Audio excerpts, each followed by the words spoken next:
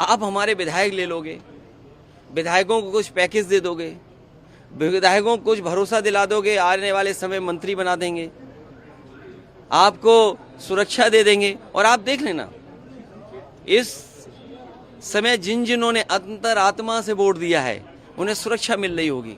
हर एक में साहस नहीं होता है जो सरकार के खिलाफ खड़ा हो जाए। सरकार के खिलाफ खड़े होने में साहस चाहिए और दबाव तो हर एक पे बनाया जाता है। ये बात कौन नहीं जानता है कि भारतीय जनता पार्टी जीतने के लिए कोई भी हथकंडा अपनाएगी।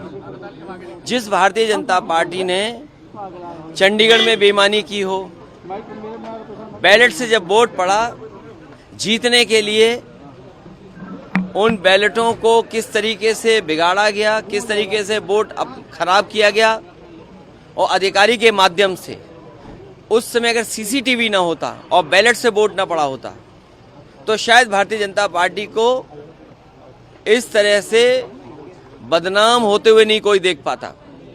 जहां तक यूपी का सवाल है, राज्यसभा के चुनाव में भारतीय जनता पार्टी ने सब कुछ किया है वोट लेने के लिए, और जो लोग गए हैं उनमें साहस नहीं रहा होगा सरकार के खिलाफ खड़ा होने में।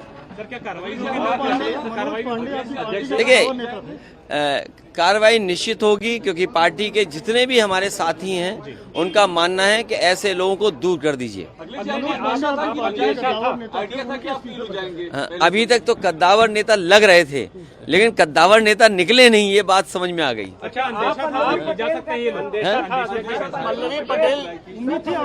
देखिए, मैंने आपसे कहा कि सरकार के खिलाफ वोट डालने में साहस की जरूरत है, साहस की जरूरत है।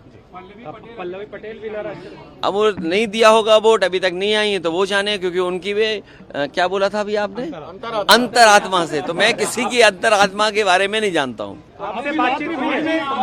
मेरी अंतरात्मा के बारे में किसी के नहीं मैं जानता हूँ।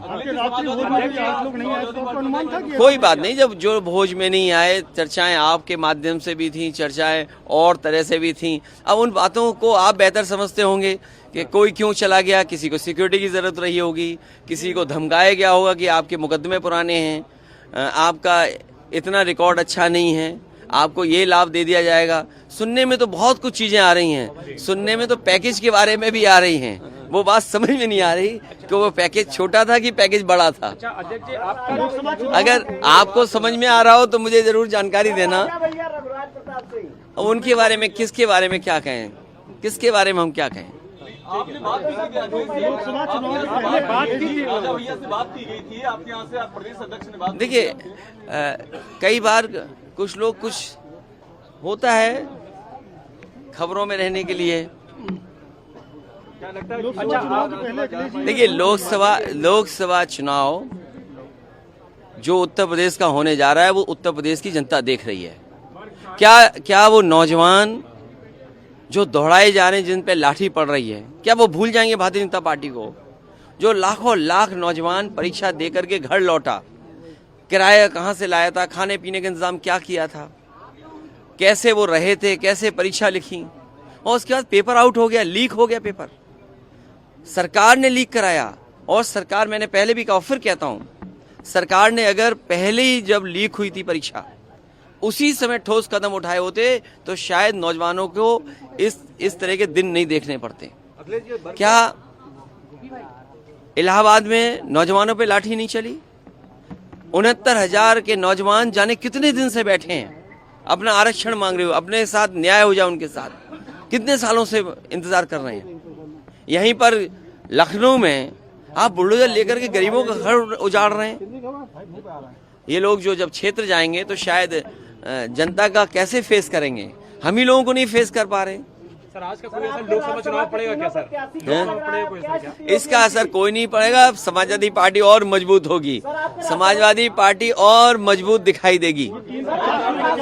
हमारी लड़ाई और मजबूत दिखाई देगी। रणनीति तो आप लोगों ने भी तैयार की थी, कमजोर इन लोगों ने। देखिए, रणनीति नहीं होती है, सरकार का दबाव इतना होता है।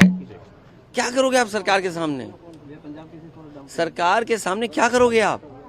बहुत कम लोग होते हैं जिनमें हिम्मत होती है जो सरकार के खिलाफ खड़े हो जाते हैं। किसके पास फोन नहीं किया? आप बेहतर जानते होंगे। जब प्रदेश के मुख्यमंत्री फोन कर रहे हो या बातचीत कर रहे हो या दिल्ली से फोन आ रहा हो तो किसकी हिम्मत है जो ना कर दे? अभी क्या स्टेटस देख पा रहे हैं तीनों प्रत्याशी? उम्मीद है समाजवादी पार्टी को भी अंतरात्मा पे लोगों ने वोट दिया होगा। आप लोगों ने आपको वोट मिला होगा? नहीं, हमने किसी से अप्रोच नहीं किया है।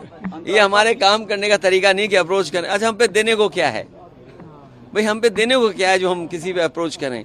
और जो आएगा वो कुछ लेना चाहेगा। कितनों के अंतर आपने गिरा दिया? अच्छा, अगर मनोज पांडे के जाना आपके लिए धक्का लगा? अब ये दोनों गए तो मुझे क्या पता है दोनों क्यों गए हैं। ऐसा तो नहीं कि दोनों का हेडक्वार्टर एक ही रहा हो। ओम प्रकाश राजभर जी के 2 विधायक साथ में नहीं आए। भाई मैं नहीं जानता हूँ कौन कहाँ गया है। अब जब आप ही कह रहे हो कि सब अंतरात्मा में चल रहा है तो अंतरात्मा से ही फैसला ले रहे होंगे। लेकिन जनता देख रही है, जनता देख रही है। मैंने आपको पहले भी गणित समझाया था। लगभग 60 लाख बच्चे जो घर चले गए जिनका पेपर लीक हुआ, 60 लाख को अगर हम मल्टीप्लाई करें उनके माँ बाप को जोड़ करके तो 1 करोड़ 80 लाख होते हैं। और 1 करोड़ 80 लाख को अगर हम 80 से डिवाइड कर दें तो लगभग 2,25,000 वोट हर लोकसभा में भारतीय जनता पार्टी का कम हुआ है। आप हमारे विधायक ले लोगे, विधायकों को कुछ पैकेज दे दोगे, विधायकों को कुछ भरोसा दिला दोगे, आने वाले समय मंत्री बना देंगे, आपको सुरक्षा दे देंगे। और आप देख लेना इस समय जिन्होंने अंतरात्मा से वोट दिया है उन्हें सुरक्षा मिल रही होगी, उन्हें ठेका मिल रहा होगा।